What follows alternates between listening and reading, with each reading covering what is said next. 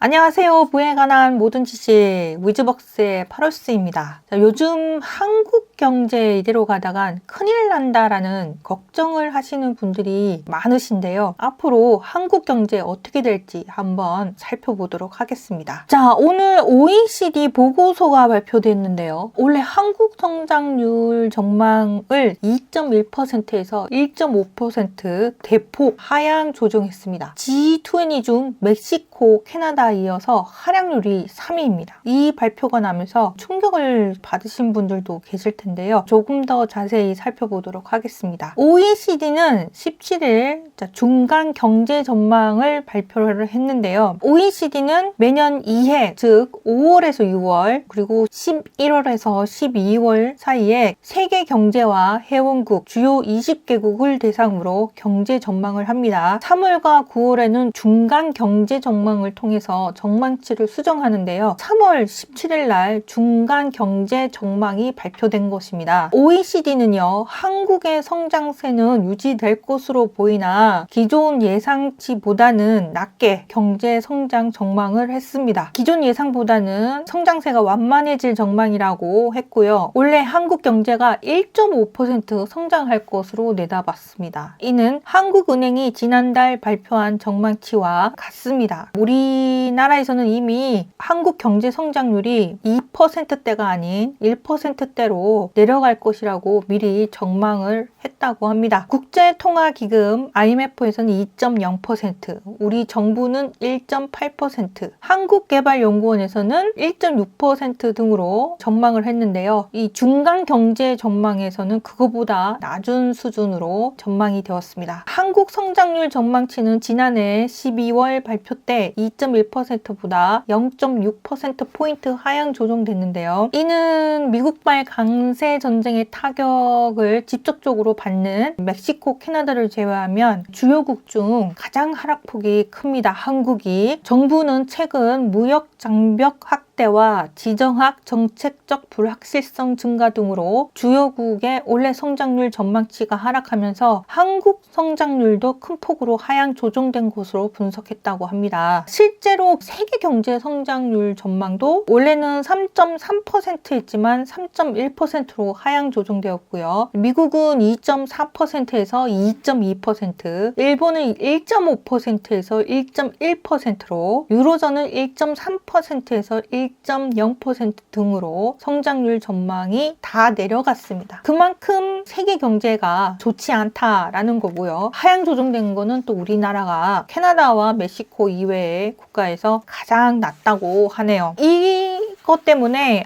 우리나라 경제가 앞으로도 계속 안 좋아지는 건 아닐까라는 걱정을 하고 있는데요. 특히 경제 위기가 올 수 있다, 금융 위기가 올 수 있다라는 걱정을 하고 있습니다. 그게 이제 어떤 부분 때문에 그런가 하면, 예전에는 미국발 이제 금융 위기 때문에 한국 경제에도 큰 타격을 받았는데요. 지금 캐나다하고 멕시코 관세 전쟁에서 멕시코가 팬데믹급 이제 충격을 받을 수 있다라고 이제 하고 있습니다. 그런데 이 멕시코가 팬데믹급 충격을 받으면 그 여파로 한국 경제도 큰 영향을 받을 수 있다고 하는데요. 그 내용을 한번 살펴보도록 하겠습니다. 미국 관세 전쟁으로 미국, 캐나다, 멕시코 등 북미 3국 간 공급망 연계가 약화되면서요, 한국 경제가 부정적 영향을 미칠 것으로 관측되고 있습니다. 멕시코는요, 경제 위기설도 나오고 있는데요. 미국의 도널드 트럼프 행정부가 멕시코, 캐나다, 중국 등에 대한 관세 부과를 4일 예정대로 시행을 했습니다. 멕시코와 캐나다에서 수입한 제품의 25%를, 중국 수입품에는 지난달 부과한 10%에 이어 10%의 추가 관세가 적용이 됐습니다. 미국 간 3국의 무역 갈등이 세계 교육 관계도 상당히 파급력을 미칠 것으로 예상되는데요. 한국에도 큰 부담으로 작용될 것으로 우려된다고 합니다. 왜 그런가? 멕시코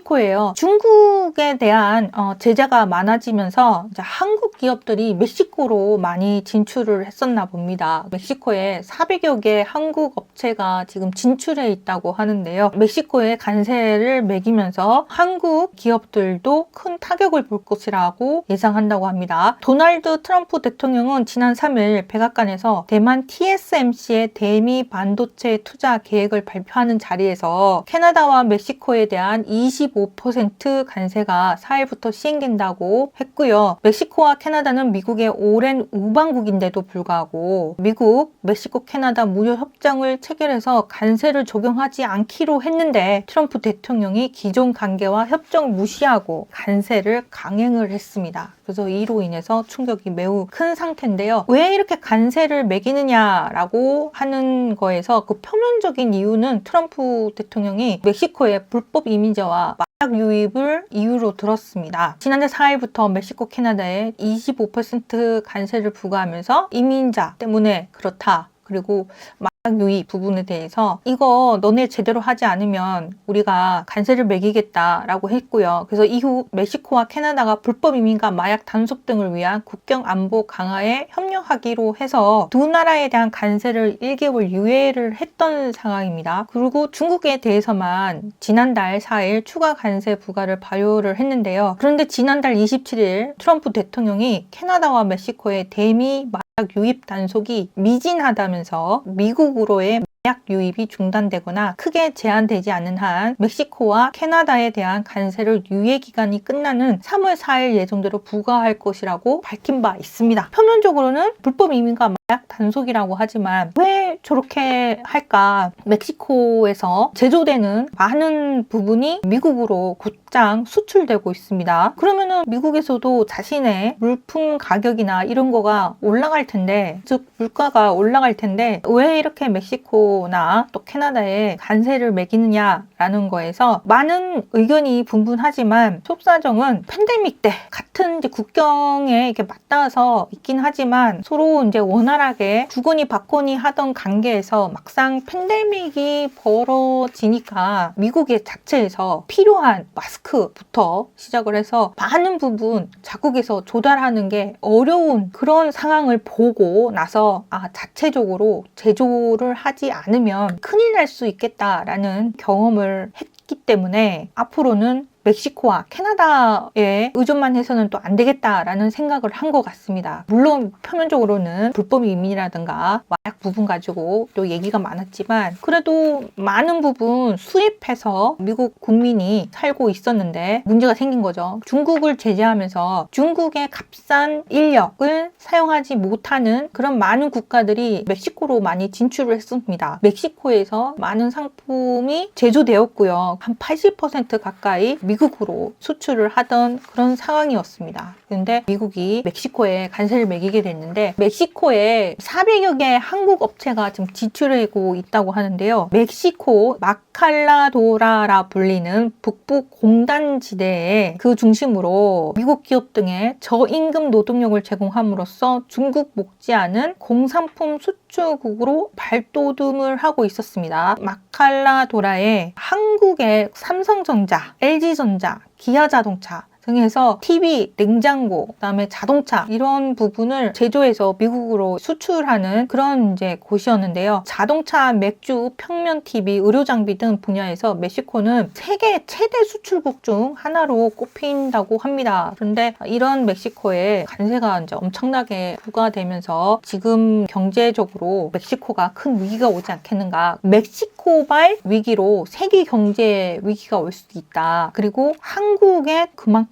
큰 영향을 받을 수 있다라고 걱정을 합니다. 이런 와중에 한편에서는 부동산 가격이 오르고 있다 이런 얘기가 나오고 있는데 그럼 지금이라도 부동산이 없으셨던 분들, 무주택자였었던 분들 이런 분들께서 지금이라도 집을 사야 되는 건가? 이런 생각이 들다가도 세계 경제가 지금 미국에서 저렇게 관세를 매기고 한국도 그 여파로 기업들이 힘들고 그런 상황에서 부동산에 투자를 하는 것이 맞을까? 혹은 아무리 실수요자로 하더라도 부동산이 폭락할 수도 있는데 너무 높은 가격의 부동산을 사는 것은 아닐까 하는 걱정이 되실 겁니다. 그 부분에 대해서 조금 더 대해서 살펴보도록 하겠습니다. 자, 한국 경제를 좌우할 5가지 핵심 요인을 정리를 해볼 필요가 있습니다. 최근에 한국은행 총재가 우리나라 저출산으로 인해서 경제 성장에 우려가 있다고 말을 했다고 합니다. 이창용 한국은행 총재가 3월 14일 날 연세대학교에서 열린 글로벌 지속가능 발전 포럼에서 현재 낮은 출산율이 지속될 경우에 2050년 이후엔 한국 경제가 역성장할 수 있다고 경고했다고 합니다. 그러니까 지금 멕시코에 관세를 매겨서 우리나라 기업들이 타격을 받을 것도 좀 문제가 되긴 하겠지만 지금 한국은행 총재가 가장 우려하는 부분은 우리나라 출산율이라고 합니다. 그래서 인구 구조 변화에 따른 고령화로 인해서 연금 복지 부담이 증가되고 이렇게 되면 재정 건전성이 악화되고 생산 가능 인구는 또 감소해서 경제 성장률이 둔화될 것으로 보인다. 그래서 이대로 계속 가다가는 2050년에는 우리나라가 역성장할 수 있다라고 한국은행 총재가 걱정을 했다고 합니다. 두 번째는 가계부채 부분입니다. 우리나라가 부동산 시장과 지금 가계부채의 문제가 큰데요. 부동산 가격이 다시 상승세를 보일지 하락할지 경제 심리에 큰 영향을 끼치게 될 수 있는데요. 가계부채 규모가 GDP 대비 100%를 지금 초과하고 있는 상황입니다. 이자 부담 증가로 지금 소비가 위축되어 있고요. 정부의 대출 규제도 한쪽에서는 여전히 하고 있고 금리 정책 등이 이제 시장에 또 영향을 미칠 것으로 보이는데요. 앞으로 가계부채 비율이 계속 높아진다면 우리나라 경제의 소비 심리가 더욱 위축될 것으로 보입니다. 자, 가계부채 비율은 어쨌든 지금 세계 2위라고 합니다. 빚공화국이 된 우리나라 경제입니다. 자, 그리고 세 번째는 관세 등 중국 경제 둔화와 미중 패권 경제 등의 영향으로 한국의 수출 의존 산업, 즉 반도체, 자동차, 전자제품 등이 타격을 받을 가능성이 크다고 합니다. 미국의 금리 정책 변화에 따라서 금융시장 변동성이 증가할 것으로 보이고요. 원자재 가격의 변동에 따라서 한국 경제에게 또 영향을 끼치게 될 것으로 보이는데요. 그래서 글로벌 경제, 무역 환경 변화가 어떻게 될지 아까 멕시코 부분에 대해서 말씀드렸는데 이 부분도 우리 한국 경제에 끼치는 영향이기 때문에 주의 깊게 살펴봐야 될 것 같습니다. 그리고 네 번째입니다. 우리나라의 성장률에 대한 부분이 문제가 되는데요. 그 신성장 산업과 혁신 경쟁력을 갖추지 않으면 우리나라가 문제가 생길 것으로 보입니다. 지금 수출에 계속 의존하고 있는데 신성장 동력이 있는가 없는가에 대한 따라서 또 우리 한국 경제의 앞으로 미래가 낙관적으로 보일지 부정적으로 보여야 할지를 알게 될 텐데요. 그에 따라 또 우리나라 경제에 영향을 끼치게 될 부분이 정부 정책과 규제 방향입니다. 자, 다섯 번째는 정부 정책과 규제 방향에 따라서 우리나라의 경제 영향에 또 미치는 영향이 클 텐데요. 근데 우선 결론을 말씀드려야 될 것 같습니다. 결론은 지금 미국하고 관세 문제 때문에 이제 영향을 받아서 세계 경제가 출렁출렁거리고 있는데요. 한국 경제가 구조적으로 도전에 직면해 있지만 글로벌 환경 대응과 신성장 산업 육성을 잘하면 돌파구를 찾을 가능성은 여전히 있어 보입니다. 그래서 우리나라 기업들이 어떻게 하느냐, 또 우리 국민이 그리고 우리나라 정부가 어떤 정책을 또 펼치냐에 따라서 또 달라질 텐데요. 우선은 그동안 걱정이 많았던 삼성 반도체 사업에 대해서 살짝 살펴보도록 하겠습니다. 자, 삼성전자 주가가 5% 이상 급등을 했는데요. 오늘 삼성전자 주가가 5% 이상 급등을 했습니다.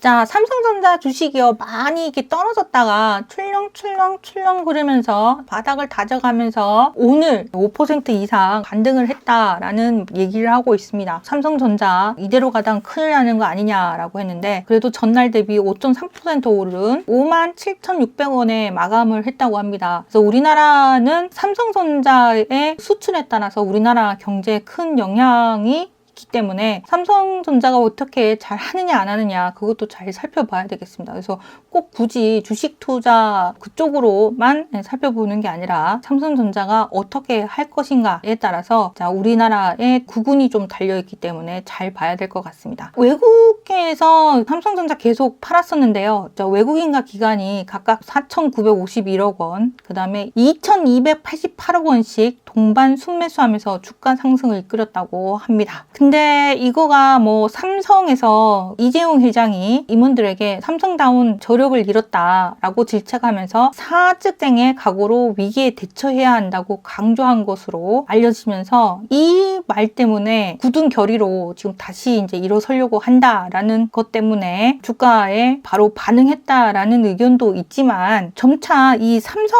삼성전자에서 이제 무너지는 게 아닌가라고 했던 삼성 반도체가 앞으로 향후 어떻게 될지 좀 살짝 살펴봤습니다. 삼성 반도체가 잘 될 가능성이 있느냐 없느냐에서 삼성 반도체는요, 다행히도 AI 반도체 슈퍼사이클이 도래하면서요, AI 데이터 센터 클라우드 서비스가 확대되면서 고성능 반도체 부분이 수요가 폭발할 것으로 보입니다. 그래서 나중에 삼성 반도체에도 큰 수혜를 보게 될 텐데요. 아직까지는 삼성 반도체가 좀 어려움에 있지만 AI 챗봇, 자율주행차, 스마트 디바이스가 증가하면 또 그만큼 고용량, 고성능 디램과 낸드 플래시 반도체가 수요가 증가할 것으로 보이기 때문에 향후 삼성 반도체에 대한 미래는 그래도 밝게는 볼 수 있다라고 보고 있습니다. 반도체 업황은 지금 계속 좋지 않았지만 2024년 하반기부터 점차 좋아지고 있고요. 2025년대에 대해서는 좀 더 좋아질 것으로 보인다고 합니다. 2023년 반도체 시장이 불황이었지만 2024년부터 메모리 반도체 가격이 회복하고 있다고 합니다. 그래서 삼성은 HBM3E와 게이트 올 어라운드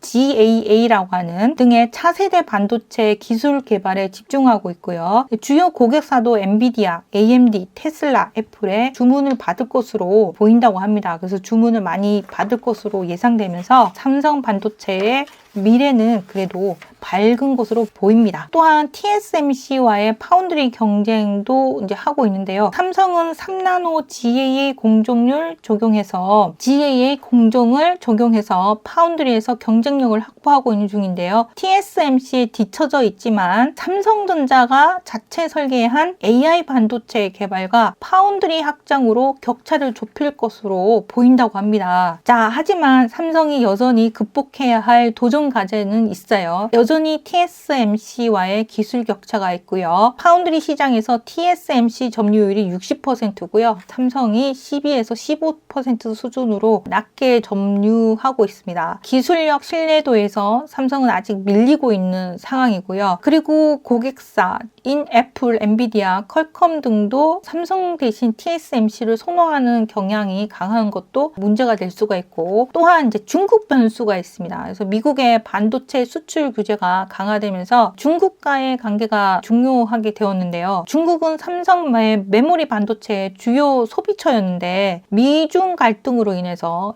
수출이 좀 제한이 되면서 그 부분도 좀 타격을 받고 앞으로도 계속 타격을 받을 것으로 보입니다. 이러한 상황에서 미국이 또 유럽이 자국의 반도체 자립 전략을 피고 있습니다. 그래서 미국, 유럽이 반도체 공급망을 자국 중심으로 재편을 하고 있는 중이라서 삼성의 해외 공장 투자에 대한 부담이 증가하고 있고요. 그 다음에 미국, 텍사스, 일본 등에서 삼성의 대규모 반도체 공장을 지금 투자를 하고 있는데 그 비용이 꽤 부담스러운 상황이라고 합니다. 그래서 삼성 반도체 지금 주가는 올랐습니다. 주가는 올랐는데 삼성전자는 기회와 또 위기가 같이 지금 공존하고 있는 상황이라서 주가 상승의 흐름에서 반등은 하겠지만 옛날처럼 팡팡 터져서 상승을 할 그런 여력은 아직까지는 보여지지가 않습니다. 하지만 삼성 반도체 쉽지는 않지만 그래도 기회는 크다. 그거는 왜 그러냐면 아직까지 메모리 반도체 시장은 삼성에 유리한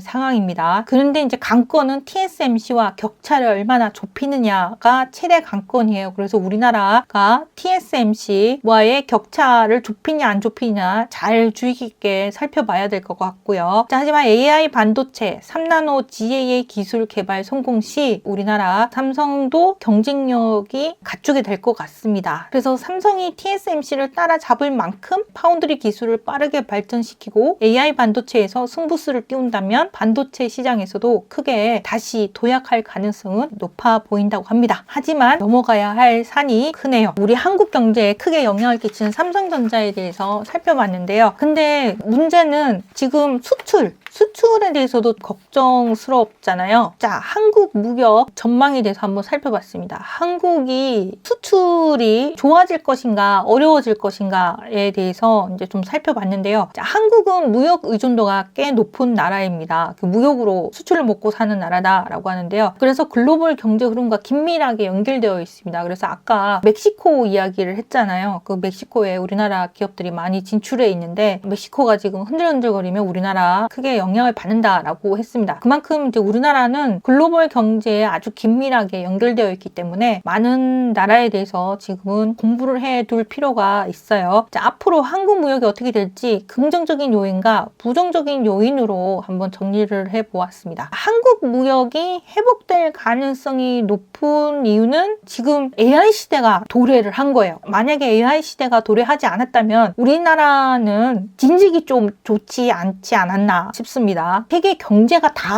좀 그랬을 것 같다는 생각이 들어요. 반도체 AI 기술 혁신으로 인해서 우리나라는 이제 수출 회복에 기대감을 좀 가질 수 있게 됐고요. 반도체는 한국 수출의 전체 수출의 약 20%를 차지합니다. 근데 2023년도에 반도체 가격 하락으로 무역 적자가 되게 컸다고 합니다. 하지만 2024년에서 2025년 AI 반도체 고성능 메모리 수요 증가로 우리나라는 좀 회복할 것으로 좀 전망이 된다고 합니다. 그리고 삼성전자와 SK하이닉스가 HBM 반도체 시장에서 엔비디아 등과 협력하는 것도 그 부분도 좋게 볼 수 있고요. 친환경 전기차 배터리 수출 증가에 따라서 또 우리나라 경제에 또 끼친 영향이 클 텐데요. 한국의 2차 전지 기업 LG에너지 솔루션, 삼성 SDI, SK온 등이 글로벌 시장에서 성장 중에 있다고 합니다. 미국 IRA로 한국 배터리 기업이 미국 시장에서 유리한 위치를 확보를 하고 유럽, 미국에서 친환경차 수요가 증가하면 또 우리나라 배터리 전기차 부품 수출이 좋아질 것으로 보인다고는 합니다. 물론 이제 미국에서 자국 걸로 만들겠다, 자국의 제조 국가로 발돋움하겠다라고 해서 이 부분은 또 어떻게 될지 지켜봐야 될 것 같은데요. 한때 이제 중국이 엄청나게 성장하면서 한국이 또 거의 10년을 먹고 살았다라고 해도 과언이 아닐 정도로 우리는 사실 중국 성장의 덕을 많이 봤습니다. 중국의 수출을 많이 하면서 우리나라가 부흥하면서 함께 커왔었는데요. 미국이 중국 때리기를 시작을 했고 우리나라 중국에 대한 수출도 많이 줄어든 상황입니다. 그러다 보니까 우리나라가 수출할 국가에 대한 부분이 지금 문제가 되어 있는데요. 다행히도 중동, 동남아 등의 수출을 다변화해서 미국과 중국의 의존도를 낮추고 최근 이제 중동, 사우디, UAE, 동남아, 베트남, 인도네시아와 교육을 확대를 하고 있다고 합니다. 이런 노력들이 언젠가는 좀 빛을 봤으면 좋겠습니다. 한국 기업들이 사우디에도 지금 네옴시티 프로젝트 등에도 쪽으로 참여를 하고 있고 K방산 수출 부분도 계속 늘어나고 있는 거, 그런 부분 계속 좋은 부분인데요. 근데 한국 무역이 어려워질 수 있다라는 부분도 좀 알고 계시면 좋을 것 같습니다. 문제는 이제 중국입니다. 중국. 자, 중국 경제 둔화가 문제가 되는데요. 중국이 한때 10% 넘게 성장률이 고공행진하면서요. 우리나라가 그 덕을 봤는데요. 중국 경제가 이제 둔화되면서 한국 제품 수요가 급격하게 감소를 했습니다. 그리고 중국이 반도체, 전기차, 배터리 등을 자급화하면서 한국 제품의 경쟁력 또한 감소하게 되었는데요. 하지만 중국의 수출을 또 여전히 좀 하고는 있습니다. 많이 줄어들긴 했다라고는 하지만, 그래서 중국이 경제 성장을 또다시 한다 그러면 한국에도 그만큼 영향을 받을 텐데요. 중국이 엄청나게 부양책을 지금 내고 있습니다. 그래서 중국 경제는 세계 공장으로 불리면서 빠르게 성장을 했는데요. 지금 이제 중국은 여전히 세계 2위 경제 대국입니다. 그런데 앞으로 앞으로 경제가 뭐 예전만큼 성장을 할지는 않겠지만 첨단 기술 AI 반도체 투자가 확대되고 있고, 중국은 미국과의 기술 경쟁 속에서도 반도체, AI, 전기차 등 대규모로 투자를 하고 있는 상황이고, BYD 전기차 시장 세계 1위로 BYD와 테슬라 중국 공장이 지금 가동 중에 있습니다. 그리고 중국은 아시아, 아프리카, 중동 국가들과의 인프라 투자 및 무역 확대를 해왔고요. 사우디, 러시아, 동남아 등과 위안화 결제를 확대하고 있어서 달러 의존도를 지금 낮추고 있는 시도를 계속하고 있습니다. 그리고 중국 정부는 수출 의존을 해서 살아왔던 국가인데 중국에 대한 견제가 크다 보니까 중국 정부는 수출 의존도를 줄이고 내수 경제 활성화에 집중을 했습니다. 그래서 14억 명의 인구가 특히 이제 중산층 증가로 인해서 소비 시장 성장 잠재력이 있는 것만큼 중국은 탄탄히 성장을 옛날만큼은 아니지만 그래도 목표로 하고 있는 5%의 경제 성장은 이루어질 것으로 보인다고 합니다. 하지만 이제 중국 경제도 어려워질 수 있는 부분이 있습니다. 부동산 버블 붕괴가 있을 수 있고요. 이 얘기는 계속 끊임없이 나오던 부분이었습니다. 그래서 부동산 버블 붕괴에 따른 그런 위험, 그다음에 그로 인해서 부동산 시장 침체와 중국인들의 소비 위축, 그리고 지방 정부 재정 악화가 또 맞물리면서 중국 경제 성장이 많이 또 침체기에 빠진다. 그러면은 옛날만큼 우리나라가 수출을 하는 건 아니지만 그래도 우리나라도 또 그 영향을 받을 것 같습니다. 그래서 중국 경제가 좋아지면 우리나라도 조금 그 덕을 본다. 그런 부분은 아직까지 있다라는 생각을 했고요. 자, 미국 서방의 경제 제재와 기술적 봉쇄에 따른 그런 조치 때문에 중국이 좀 힘든 그런 상황인데요. 근데 중국 여러 가지 문제가 있습니다.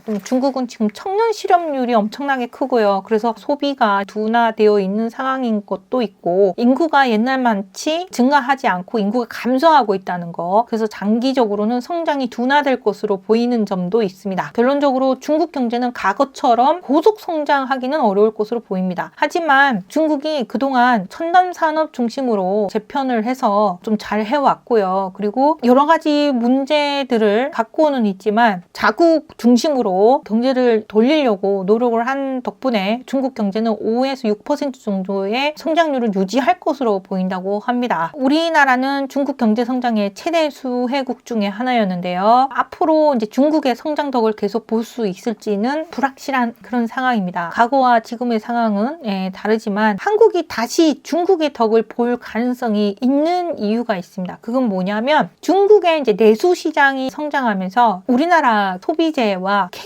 콘텐츠 수출 기회가 증가될 수 있다는 점입니다. 우리나라 한류에 대한 부분이 한한령이 완화됐고 그러면은 콘텐츠 관광산업 회복에 대한 부분은 기대를 할 수가 있고요. 중국의 첨단 산업 투자 부분에서 우리나라 한국 부품 소재 기업에는 또 수혜를 좀 볼 것으로 보입니다. 반도체 장비 소재 수출도 일부 회복할 수 있습니다. 그래서 우리나라가 중국하고 관계가 너무 안 좋은 것도 좋지 않다라는 생각이 드네요. 옛날에는 중국하고 원자재, 중간재 위주로 수출을 하고 그랬는데요. 앞으로는 첨단 기술, 바이오, 친환경 에너지, AI 솔루션 분야에서 협력할 가능성도 있는 것으로 보입니다. 자, 하지만 결론적으로는 과거만큼은 중국 성장에 따른 큰 수혜를 보기는 어려운 것으로 보이고 있습니다. 그래서 우리나라는 수출의 다변화가 대단히 중요한 것으로 보입니다. 근데 그중에 러시아와의 관계, 우크라이나하고 러시아하고 전쟁이 종료되니 많이 이렇게 지금 하고 있는데요. 한국하고 러시아의 관계가 앞으로 어떻게 변할지에 대해서도 지켜봐야 될 것 같습니다. 예전에는 러시아와 한국과의 관계에 대해서 말씀드리기가 조금 그랬는데요. 시간이 난다면 한국과 러시아의 경제적인 부분, 러시아가 우리나라에게 경제적인 부분으로 얼마만큼 영향을 끼치게 될 것인지에 대해서 한번 시간을 내서 말씀드리도록 하겠습니다. 결론적으로는 러시아와 당장은 큰 협력은 어렵지만 실용적 협력에 대한 가능성은 남아 있습니다. 특히 에너지 자원에 대한 협력 가능성이 크기 때문에 러시아와 우리나라가 어떻게 될지 또 앞으로 어떤 변화가 있을지 살펴봐야 될 것 같습니다. 근데 마지막으로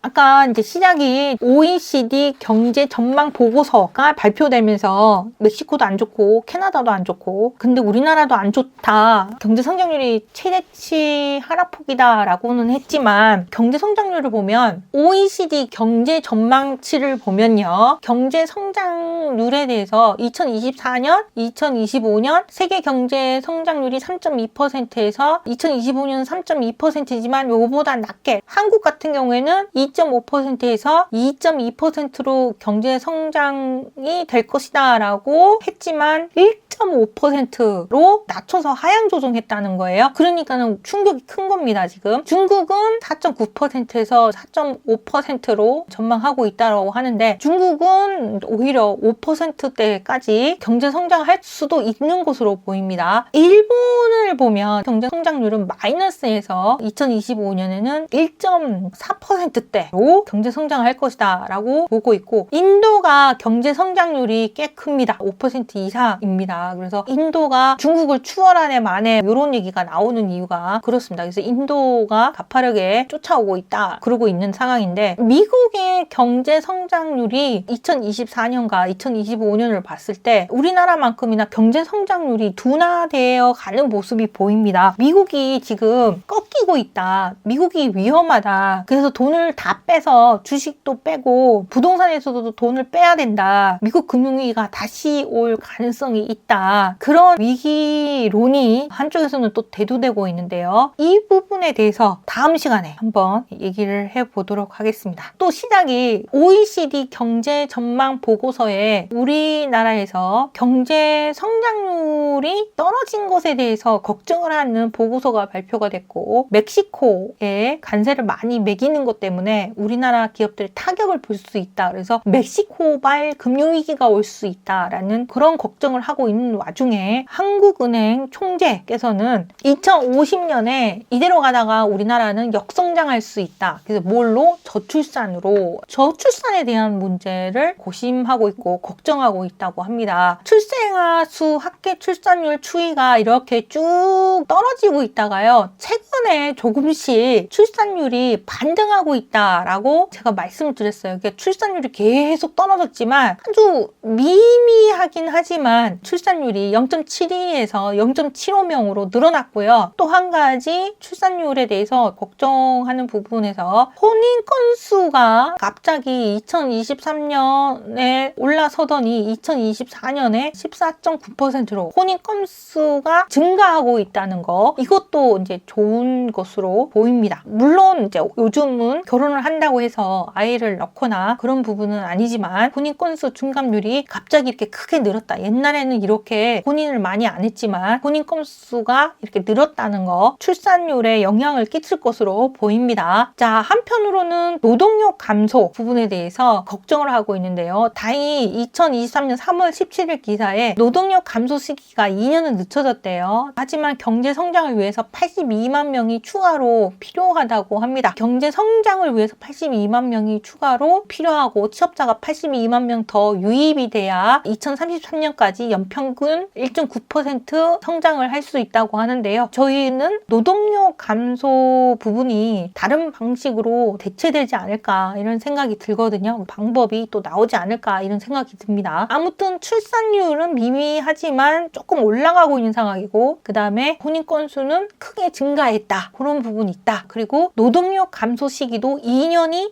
늦춰졌다. 뒷부분을 보면 좀 안 좋지만 그래도 감소 시기가 2년은 늦춰졌다는 것은 긍정적인 것으로 보입니다. 저는. 그리고 가계대출 부분이 너무 커서 우리나라 큰일 났다. 대출이 OECD 국가 중에서 100%를 넘고 대출 증감 추이가 되게 높아져서 큰 문제다라고 했는데요. 2024년 대비해서 가계대출이 많이 줄어들었다가 최근에 2025년 1월달 지나면서 2월달 되면서 주택담보대출이 대출이나 여러 가지 가계 대출이 증가는 하고 있는데 한편으로서는 우리나라 소득도 증가하고 있다고 합니다. 가계 대출이 작년에 비해서는 많이 좀 떨어졌었다가 다시 지금 반등하고 있다 이렇게 보시면 될 것 같고요. 자, 생산자 물가 추이입니다. 물가는 작년에 조금 주춤했다가 생산자 물가 추이는 여전히 높아지고 있는 상황입니다. 물가가 오른다는 것은 인플레이션, 생산자 물가가 오르고 있다는 건 앞으로 인플레이션이 올 수도 있다 이런 부분이고요. 그 다음에 또 한 가지 아까 삼성 반도체 얘기도 했고 우리나라 여러 가지 얘기를 드렸는데요. 근데 이제 구글에서 2025년 3월 13일 기사에 보면 AI가 한국 경제에 미치는 영향이 236조 원의 효과를 줄 수 있다. 그래서 이 부분을 우리가 잘 활용한다면 우리나라는 한 번 더 도약할 수 있는 부분이 되지 않을까라고 생각이 듭니다. 그런데 한편에서는 미국 금융위기가 다시 올 수 있고 미국의 부채가 급증하고 있는 상황에서 돈을 부동산에서 빼고 주식도 빼고 다 빼고 있어라. 아파트 40% 폭락할 수 있다. 7년간은 집 사지 마라 라고 또 이야기를 하시는 분도 계시고 계속 기다렸다가 2030년에 집을 매입하는 게 낫지 않겠냐라고 하는 이런 이야기도 나오고 있습니다. 그러면은 다음 시간에 과연 미국 금융위기가 다시 올 수 있을까? 아파트는 지금 가격에서 40% 이상 폭락할 수 있을까? 그거에 대해서 한번 이야기 나눠보는 시간 가져보도록 하겠습니다. 지금까지 긴 이야기 들어주셔서 감사하고요. 부에 관한 모든 지식 위즈벅스의 파로스였습니다. 감사합니다.